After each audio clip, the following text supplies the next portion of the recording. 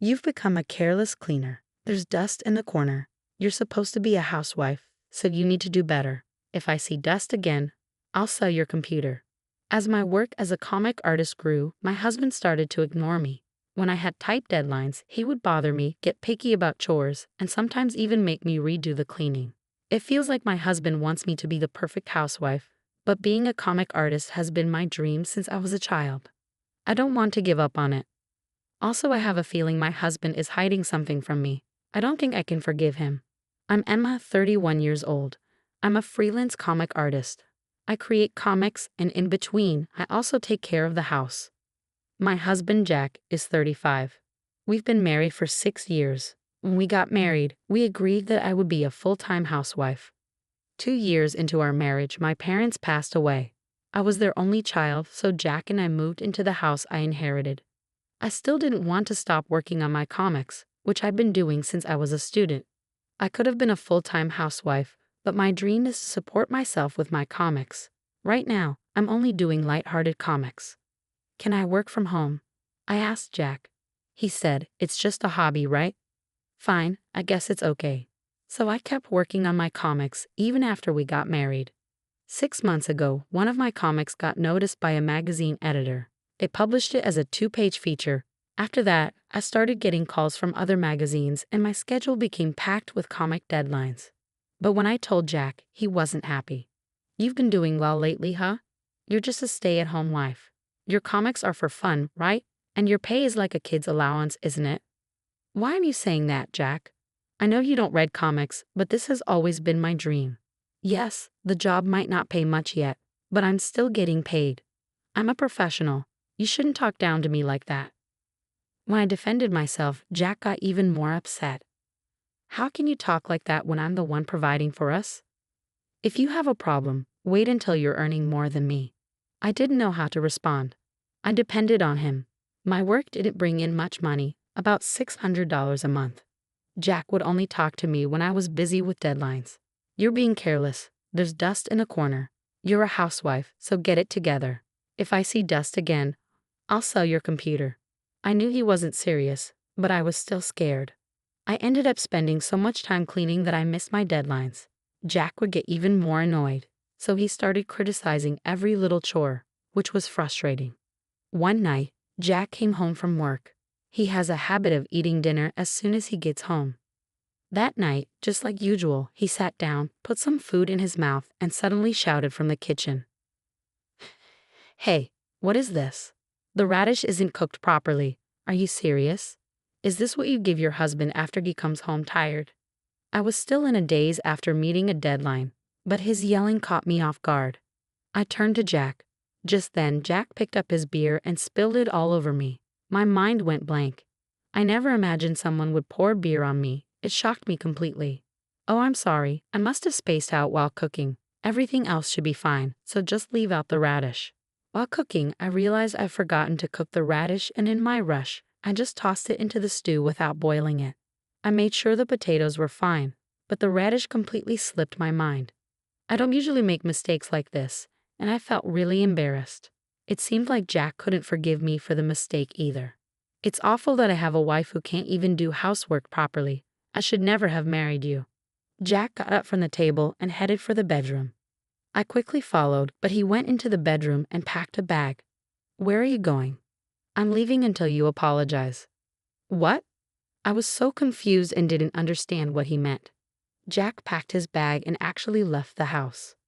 I ran after him, and when Jack reached the nearest station, he got into a cab and left. I called him several times, but he didn't answer. I even sent him an apology on WhatsApp, but he didn't even read it. I collapsed and started crying. That's when I felt a tap on my shoulder. I turned around, and it was Mr. Williams, Jack's boss.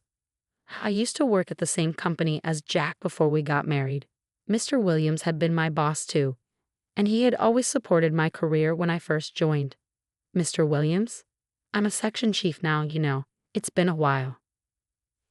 Since your wedding, huh? Why are you crying? You smell like alcohol. Did you go drinking while wearing your apron? Oh, it's been a while. I'm so embarrassed to say this, but Jack and I had a fight. Oh, he can be a bit harsh sometimes, can't he? It's one thing if it's just work stuff, But when you're married and living together, that's when things can really get annoying. Mr. Williams smiled at me, and it reminded me of how many times this smile had helped me out when I made mistakes at work. We decided to go to a nearby restaurant to talk for a bit. So why were you crying? Are you the type to cry easily? Well, it's my fault. I messed up cooking today. I made stew, but only the radish wasn't cooked. That made Jack angry. Ah, I see. My wife is like that too. Sometimes things just happen. There's no need to get mad about it. It just drives us apart, you know. That's a good idea. So you didn't have a fight after going out for drinks? No, I was the one who ended up covered in alcohol because Jack spilled beer on me after he got mad about my cooking. I think it's dried now though. When I rushed to the station, I could still smell it on me. People told me I smelled like alcohol, but I couldn't really tell myself. He spilled beer on you just because of some cooking. There's something off with Jack, right? I always thought he was a bit of a jerk, but I can't believe he'd do that to his wife. That's unbelievable. Mr. Williams looked really upset, almost like he'd been the one spilled on. It made me feel a little better. So why did you go to the station? Did you come all the way here in your apron because of Jack? Yes, because Jack was acting weird. He called me a shagging wife and said he was leaving the house until I felt sorry for myself. I followed him to the station, but he got into a cab and left. I didn't know what to say. Mr. Williams, who had been angry earlier, suddenly looked serious. After a moment of silence, he spoke. I can't say anything yet, but I have a bad feeling about this. I'm going to check into Jack too. He might have left something at home, so you should look around. I nodded, not fully understanding, but trusting him. We called it a day, and Mr. Williams drove me home. As Mr. Williams suggested, I checked the shelves Jack often used and went through his clothes. Inside the pocket of his pants, I found a hotel loyalty card. It had been used recently, and the card showed it had been used around noon on Saturday, when Jack had told me he was working on his day off. I was sure Jack was cheating on me. Then I remembered something I hadn't thought about in a long time. Before we got married, we had one of those moments where we lost our phones. We had joked about how it would be helpful to use each other's phone GPS to find each other. Jack had set up an app to track our phones, and I completely forgot about it. I opened the app, entered the password, and we found Jack's phone in a surprising location, a famous tourist spot, known for being a popular date spot. It was hard to believe he'd go there alone. I decided that Jack was likely on a trip with his secret partner. The next day, I called Mr. Williams at the company. Mr. Williams, thanks for yesterday. No problem. Did something happen? Did Jack not show up to work today? There was a pause, and after a deep sigh, Mr. Williams replied, yes, he requested 4 days of paid leave starting today. I knew it, I said. I hate to say it, but he's probably. I know, but now I feel better. Thanks. After hanging up, I made a decision. I had been thinking about it for a while. If Jack was cheating, I was going to do something about it. I called someone and explained everything. As soon as I told him about Jack, he immediately took my side. I hung up feeling relieved, sure that things would work out. The next day, I went with some people to the place the GPS had pointed to. It was inside a resort hotel near a popular tourist spot. Right now, it seemed Jack was outside the hotel, as the GPS showed him at a nearby beach. When Jack saw my face, he went pale. With a smile on my face, I pointed my phone at him and snapped a series of photos. I wanted to get a shot of him and the young woman standing next to him. She looked to be in her early 20s. By the way, 30 minutes earlier, Jack had been in a bikini with that girl. I even managed to take pictures of him rubbing sunscreen on her. I let them continue until I had enough evidence that Jack was cheating on me. The two of them were so carefree, maybe even out of their minds, because they were kissing in public. By that point, I wasn't shocked at all. It was like I'd already had enough of the situation. In fact, I was kind of grateful to them for giving me solid proof. Jack was clearly surprised, and his pale face wasn't just from seeing me. Behind me were my in-laws, both of them glaring at Jack. What's going on here, Jack? I walked up to him with a smile, and either he panicked or he tripped in the sand and fell on his backside. My mother-in-law sighed when she saw this. Jack, you're pathetic. Who is this girl? What are you doing, leaving your wife alone? Jack quickly tried to defend himself. She doesn't do any housework. He was flustered, pointing a finger at me as he accused me. Oh really? That's not true. Even if she didn't clean sometimes, she still did laundry, cooking, and dishes every day. Mom helps clean sometimes too. I don't like doing laundry either, and sometimes I leave it to Dad. That's because you work part-time, right? She doesn't. She's just a housewife who draws and messes around.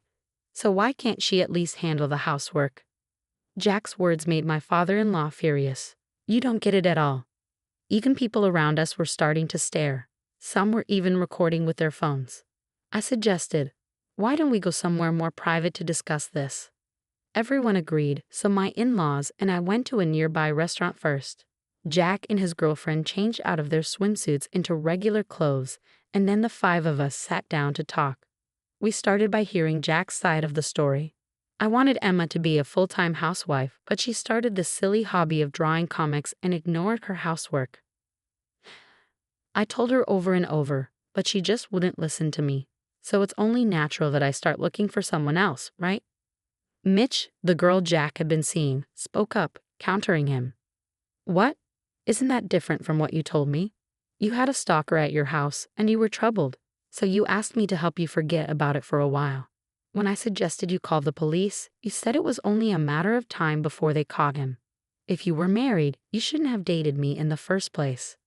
Mitch started crying after saying that. Apparently, she was still in college and met Jack on a dating app. She told me she was attracted to older men, but now regretted getting involved with him. I'm sorry, I'll never contact Jack again. I've learned my lesson, and I won't let myself be fooled next time, she said, bowing deeply to me and my parents.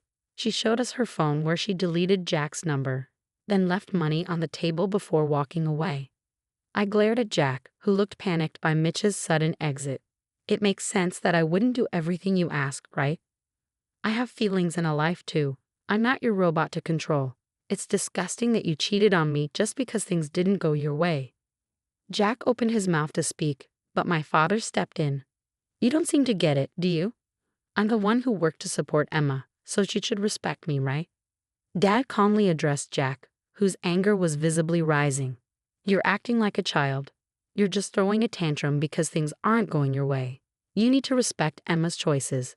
There's nothing else to say. Dad stood up and paid the bill, leaving the restaurant with my parents. Jack and I were left alone. I had nothing left to say. Jack, I got a series published in a comic magazine. Jack stared at me with a worried expression. Congratulations. Music. I can't be the housewife you want anymore. I'm sorry. I'm tired of being with you. I want a divorce.